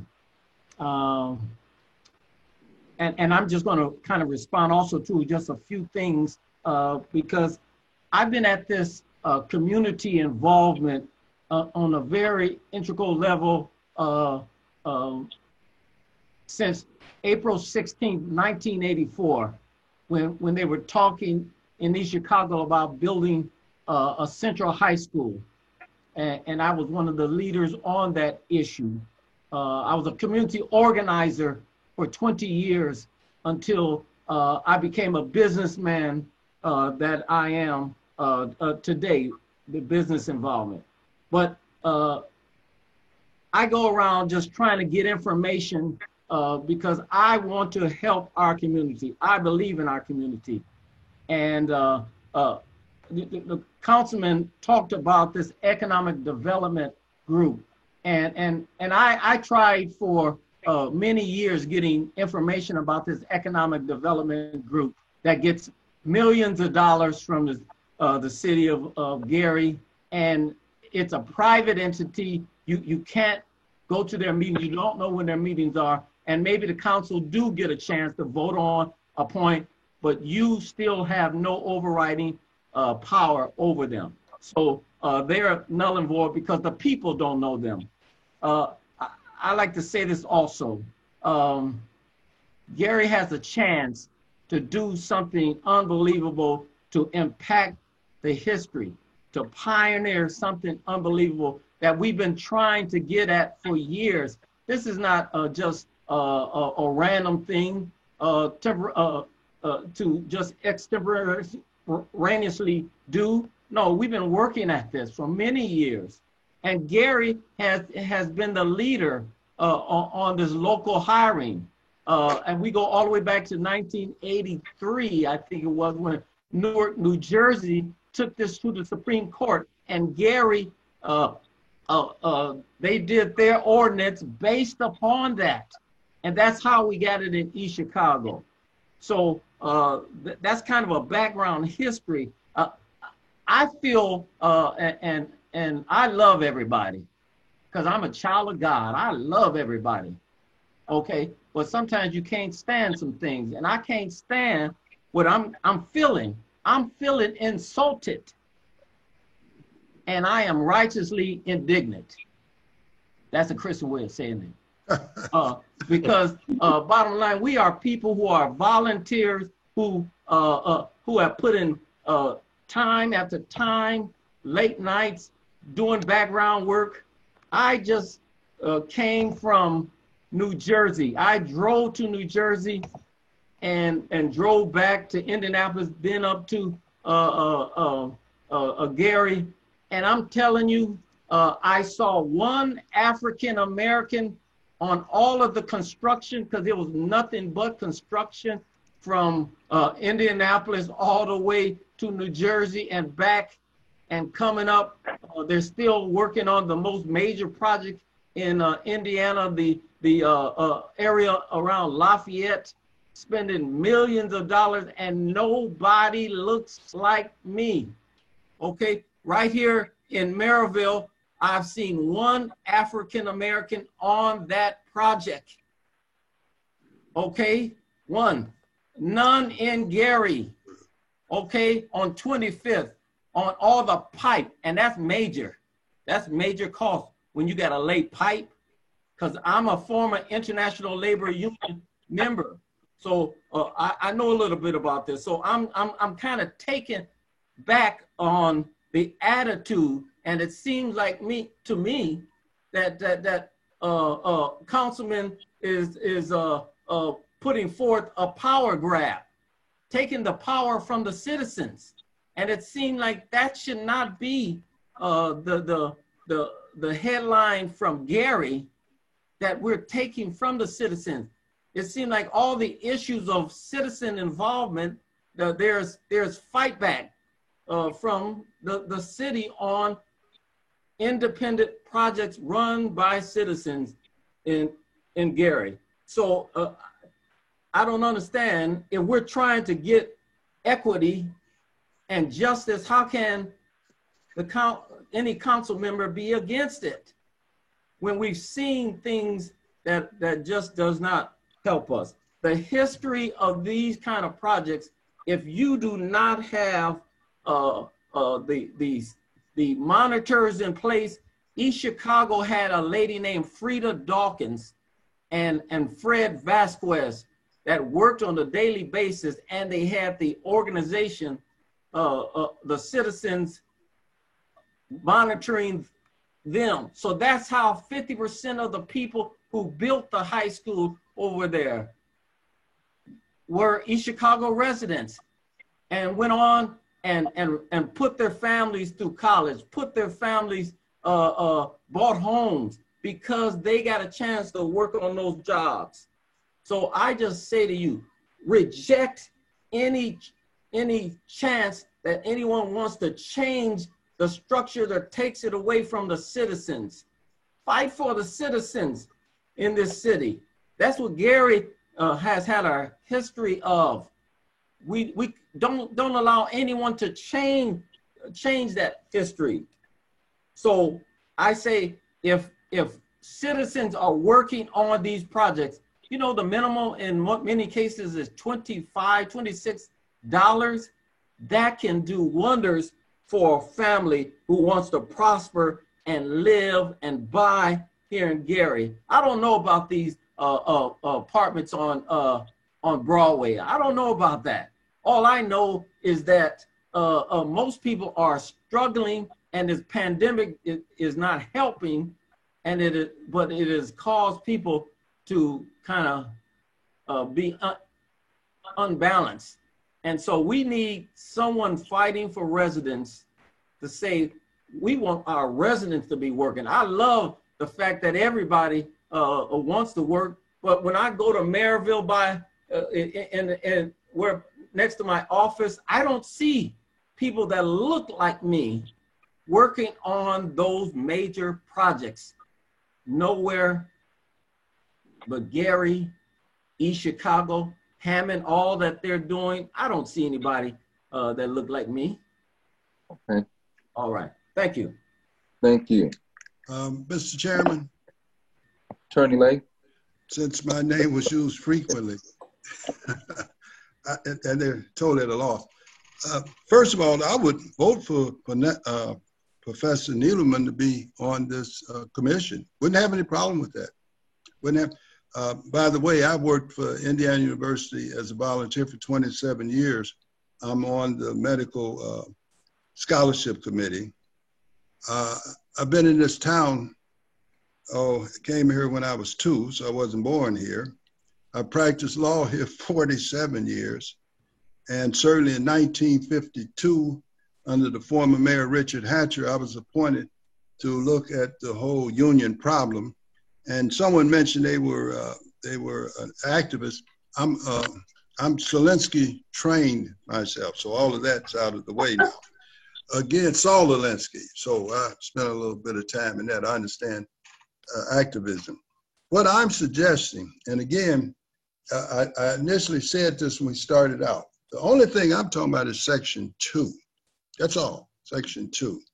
So if Professor Needleman, Miss Carol McCready, I'm looking at the list, the gentleman that just talked, Reverend Mosley, wanted to apply for the 11-person committee under the council, do so.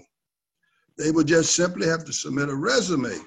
My issue here is how this committee came together. It's not even under the open door law. And one person that can tell you absolutely, I believe in the open door law, is Councilwoman Brown. I've been paid quite a bit. Matter of fact, your procedures are as a result of me saying that the public had to understand what you were doing. I have a formula for voting. The needs of the many outweigh the few, and certainly the one. This is the few we're talking about. All I have an issue with, Mr. Poe made other changes. He ran them past me. He's still online. I said, listen, those are your changes. You will have, Mr. Bitterman, I hope I pronounced his name. I said, you will have to defend that. So let's get clear. And the people that said they disappointed in me, well, that's not the first time people have been disappointed. Because what I do is I tend to look for the greater good. So what I'm suggesting, let's take a look at the people that passed this ordinance. Okay, 9 people voted for it plus the mayor. Of the 9 that voted for it, 5 are gone, plus the mayor. So you had a lame duck group with less than 30 days putting together an ordinance, which was drafted by Attorney Rebecca Wyatt. So any law can be looked at.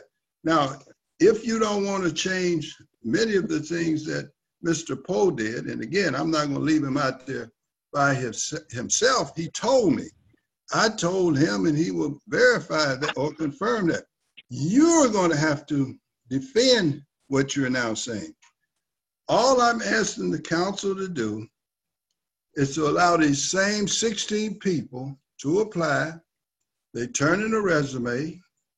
If you want to make the group 16 commissioners, fine, don't matter to me. If you want to take them all, don't matter to me. But if they come under this council, they're under the Indiana open door law. Therefore, what they do must be in public. It's not a choice. If not, if I don't do it, someone else will force it to do it in the public. So again, the people will know. Anything in the ordinance that says it must be public participation, leave it in there. I believe absolute people should have some say-so over what's going on in their life, especially people of color. Again, I'm part of the Institute of the Black World, which most of these activists have never even heard of. It's under the Martin Luther King Center. I explained my relationship with C.T. Vivian. I come out of a black think tank. That was before I was an attorney. So I don't necessarily have to prove I'm black. I'm nothing else. I mean, every day I look in the mirror, I see that. So again, I'm not talking about many of the change that Mr. Poe is advocating or that the mayor is advocating. I told you I'm interested in Section 2. All 16 people here can submit a resume. All 16. Come in and be interviewed. I'm sure they're great people. The problem is we don't know who they are. Or at least I don't. Let me narrow it. Send it out, Professor Needleman. I am fully aware of her. Have known her at a distance. If she sent in a resume and applied, I can absolutely guarantee I would give her my vote. Mr. Chair? That's all I'm saying. Let them apply. Godwin, and we're going to get ready to wrap this committee hearing up. Councilman Godwin? Yes, just quickly to Councilman Lay's point about the appointment, the council appointing committee members. Is it possible to, in a tandem way, if we're going to move forward with this amendment, also move forward with the amendment, with the appointment of the members at the same time? I think that would clear up some of the concern. Here's the deal. We don't want the committee to be a group of what may appear to the public to be political hacks, right? Folks who are sent with an agenda to vote with the mayor and not the people. And so if there is a way in which, and that might require some parliamentary maneuvering, of course, everything above board, that the appointment of individuals happen at the same time as the voting on this amendment, I think I could be in support of it. I also want to commend the folks who spent, I believe, 1.5 years to maybe now 2 years working on this process. And we don't want to either, one, belittle or two, diminish the work of these folks. I mean, there's not a lineup of people who are looking to be active and involved and engaged in our community. And I certainly know that many of the folks who are on this call live in the 1st District. I'm familiar with many of them, and I know they have tremendous credentials. Some of them have more credentials than members of our own council.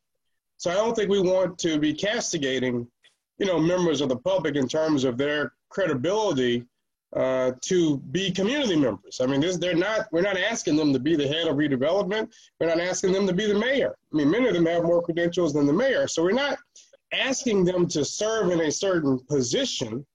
We're asking them to be community members who live here, who understand what's happening here, who are involved here. That's the point of a CBA, not to be experts, but to reflect the desires and the wishes and the concerns of everyday working, living, breathing people in this city. So I could support this if it were in tandem, the list of folks who are going to be appointed. I do not think we need any mayoral appointees.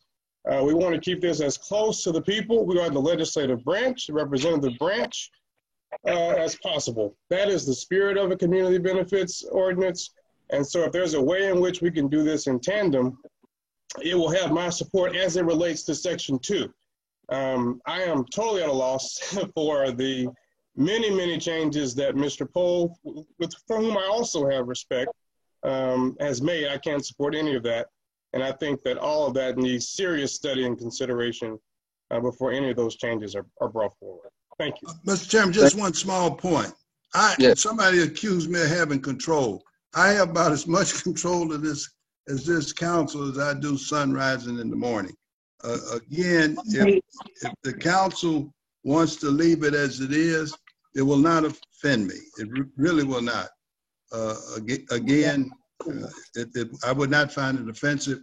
And I do not see how you can do the selection of the people and the ordinance at the same time, unless you're going to put the ordinance off in order to do for them to submit resumes and to be interviewed by our committee? Well, I believe it can be done two ways. We can do amendment to this, add this as an amendment at the same time. Get rid of this and do your own amendment. Yeah. Well, can I say something? Wait. Who's going forward? This is a group that got together. We wouldn't have a CBA if this group didn't get together and put the legwork in. And I have said it before, and I'll say it now. I was one of the last ones to actually join in support of the CBA. But it's very important.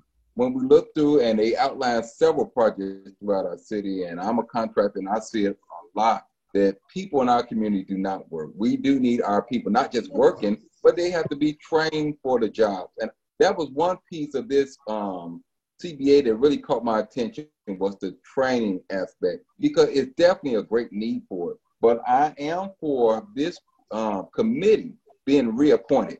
If we're going to put it as a committee underneath the council, that I am for this committee being reappointed, because they did put the work in. And I am also in support of the council having full control of this, of the appointments also too. But I would ask that I would not push this forward on third and final at the next council meeting. I will reschedule for another committee hearing. And at that time, I will ask for resumes to be submitted at that time, and where an interview process and an actual dialogue will take place about the amendments that we are talking about at this time. Because, Mr. Chair? Councilman Godwin. Thank you very much. There's a way in which I think is what you're saying, we could, in a larger amendment, I'm not talking about anything beyond Section 2, name the individuals who will be appointed and create a process for reappointment of individuals. Is that correct? That's what I'm referring to, yes. All right. So, Mr. Chair, those suggestions only take care of Section 2, right? Right. Okay, so I just a part of the committee just want to make sure that when we do meet, we want to have a productive meeting. So we want to make sure that the group is, have a presentation opportunity to maybe bring suggestions in terms of what their concerns are. And we can understand what those variances are between, what was initially presented versus the amendment. And then collectively, this is a great opportunity for us to work together. A common word that was used was collaborative. This is it. This is an opportunity for the legislation branch to work together with the community, as well as with the administration, to provide a strong solution to move forward for the betterment of this city. And so I want to make sure that, we are productive in the next meeting and allowing this group to have presentation opportunity and it's open dialogue instead of waiting, towards the end. So I don't know if the structure I have made or a recommendation, I don't know if that's the structure that we do in committee, or is there an opportunity to have, is it the study session that I know we haven't done in the past, but there might be an opportunity to do something like that so that it's free dialogue. Well, that's what I'm asking for at the next committee meeting that we have. There is an open dialogue process that takes place. So the group, I guess I'm going to use Ms. McCready since she's been leading. Can you just make sure that you all have gotten together before the meeting and have taken the opportunity to look at this amendment and have identified, what your responses will be as one entity? And so that we can have, a targeted dialogue in terms of what your concerns are, and then you can address the council that way. Yes, I believe we can absolutely do that. Absolutely. Yes. Councilman Brewer, can I speak? Yes. Who's speaking? Okay. Councilman Brewer, my name is Melvin Evans Jr. I live in the 1st District, and I'm a part of the citizen action group that created the CCBA, okay? Ever since that we've been in lawful, we reached out to the present administration to let them know what our ideals were so that we could work in tandem with them to make the city a better place. But all we got was ridicule, degeneration, and contention at every level. They want to change everything, but they never really changed the basis of our ordinance. Everything that they said, including Attorney Lay, and I'll use your name, has been technical. Initially, they said, oh, it was sloppy. It was written sloppily, so we're going to rewrite it with you guys involved. They never involved us. They never tried to negotiate with us to even make it a better ordinance. So basically, to me, from what I understand, is that it's basically a power grab from the administration to continue to help the colonizers continue to colonize Gary. We lose. The citizens lose. Anytime you don't include the citizens in the negotiations, everybody loses. And then you want to talk about a compliance officer. Everything that we created, all you do is talk about how incompetent or how these people don't have any credential. And you use the word these people. I'm a retired businessman of 25 years. I've trained everybody from the Gary teachers to the nurses and doctors at Methodist Hospital to the township trustees. I've done fitness conventions all over this country for 25 years. I don't know that the mayor even had to offer a resume. Why do we have to offer a resume when nobody else did? None of you guys offered a resume to get the job. You presented your image to the public, you know, so that they could vote for you. But so why do we, after coming up with the idea that you decided to change and grab the power, and Attorney Lay said, well, the MOU, he did not rescind the MOU. That's what he told us. It's easy to say, yeah, you need to be a part of the open door. We all open. We're wide open. We don't do anything behind closed doors, such as, let me give you an example. What about trust? Okay? Trust. How can you trust a person, and I'm going to use his name, Tony Walker, part of the law department for our city of Gary. He ran for mayor living in Crown Point. Attorney Lay says that, well, you know, some of the people on your committee don't even live in Gary. I never said that, Mr. Yes, Evans. you did, sir. You told me that on the phone. Now, let me finish. Let me finish. We let you finish. Let me finish. Not only did Tony Walker run for mayor living in Crown Point, he destroyed our library system. Well, let's Councilman Brewer, excuse me. This is getting kind of personal, and you know, there's information that's true or untrue. Should not be thrown out. You know, this thing is getting out of hand. Mr. And Brewer, it's all about trust. Okay. I will not say anything that was in the conversation with Mr. Evans. I mean, one of the things we discussed was that certain things would be said or questions would be asked that would not be repeated. Right. And I have not repeated two of those statements, have no intent of repeating them. But again, I may have inquired, do they stay in the city of Gary? I was thinking about Mr. Jenkins, 1010 United Steelworkers of America.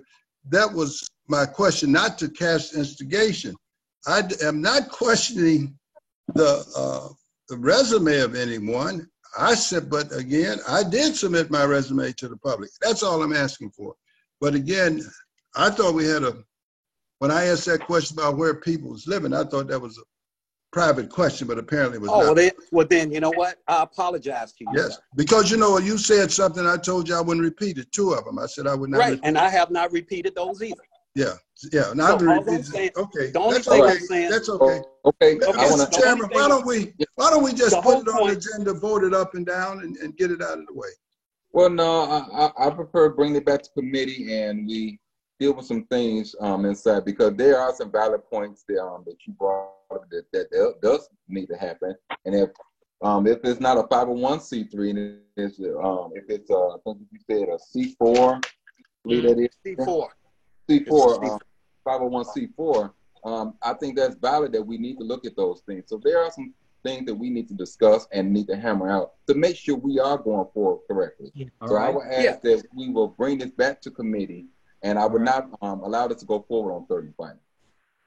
Thank you, City Council. And I just want to say the whole point is about trust going forward for the benefit of the people of the city of Gary. Thank you very much for your time. Okay. Thank you, Mr. President. Thank you, everyone. Thank you. For your time. We have one more item on discussion for tonight, CPR 2209. One more, you all. This is sponsored by Mayor Prince. Mr. Chairman. Yes. Brenda Scott Henry from our Green Urbanism and Environmental Affairs Department will take the lead on this resolution. Okay. Good afternoon, everyone. Can you hear me? Yes, good afternoon. Okay, so for the last 3 years, the City of Gary has been working with Indiana University Environmental Resilience Institute in order to do several things to help us to reduce, prepare for climate resilience. One, prepare the city for climate resilience, but at the second time, on a second note, it's about improving air quality in the City of Gary. And so we've completed our greenhouse gas inventory in 2019. We have an opportunity this year to move forward with a climate action plan. And within this resolution, we're asking that you consider that we pass the resolution as well as appoint a advisory commission to help us with the planning process. And if you will want more detail, I have Celeste on the line. She's our extern that was assigned to us from IU. But if time is of the essence, we have shared some materials with the committee members for your review. So you can let me know if we can present or should we? You can present. You're inside committee. Yes, you can. Okay. All right. So Celeste Corporal, I'll ask that you share your screen and do about a 5-minute presentation. Okay. Hi, everyone. Thank you very much for the opportunity to speak. And I'm trying to share my screen, but it looks like it says host disabled participant screen sharing. Is there another way I can do it? I have to ask IT if they will allow you to come in. Can you try it now? I think I just heard something shine here. Hello? Hi. Okay. Sorry, I'm still getting the message that it's disabled. Is Vanessa there? Vanessa is, yeah. Oh, it works now. Okay, you good? Great. Okay.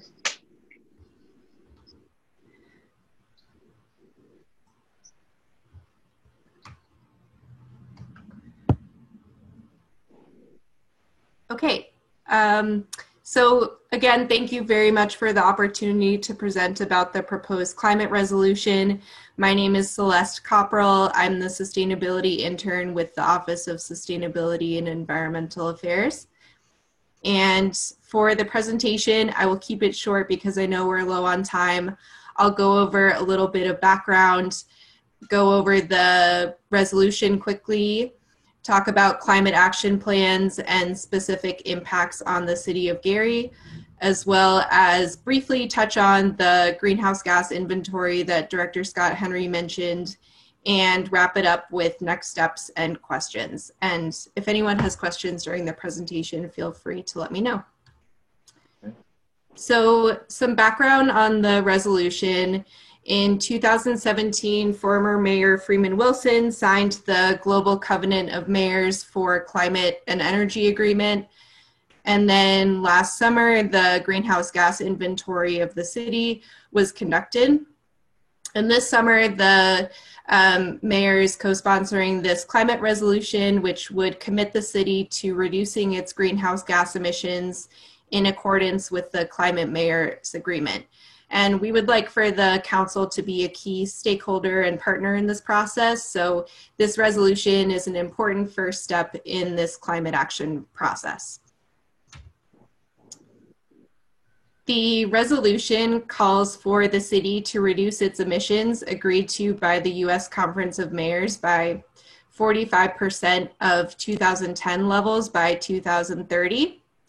And wanted to note that through our partnership with Indiana University, we are using a model that's used by cities across the country, which has all the data from the 2017 baseline emissions, and it incorporates sustainability improvements from things like NIPSCO decarbonizing the grid and its sustainability plan, industrial efficiency improvements, and also local government efforts that are happening. So this is very much a data-driven plan, and its progress is tracked every step of the way, and it is led by community input. So this resolution authorizes the formation of a sustainability commission of appointed citizens who would oversee the planning process.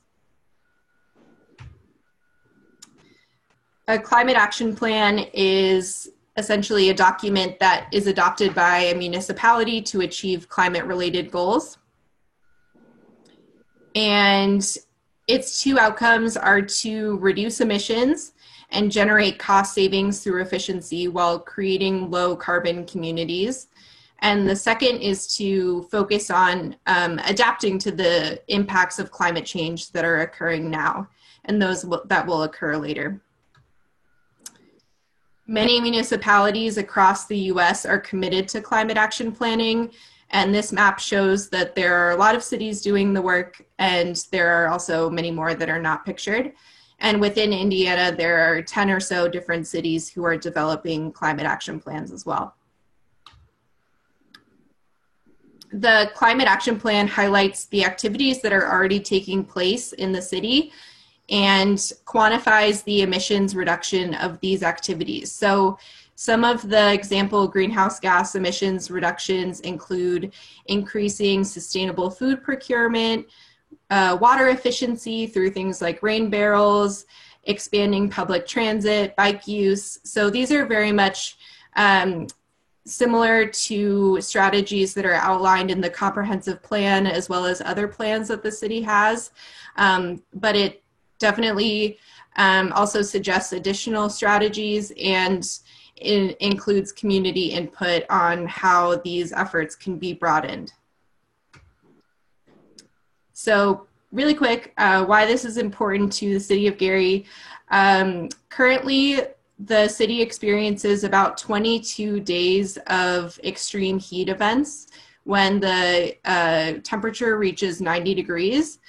If greenhouse gas emissions continue as usual, that number would go up to 72 days of extreme heat by 2050. Also with precipitation, currently there are 12 days a year when there are 2 inches of rain. And if emissions continue as usual, that number would go up to 17, which is cumulatively a lot of water.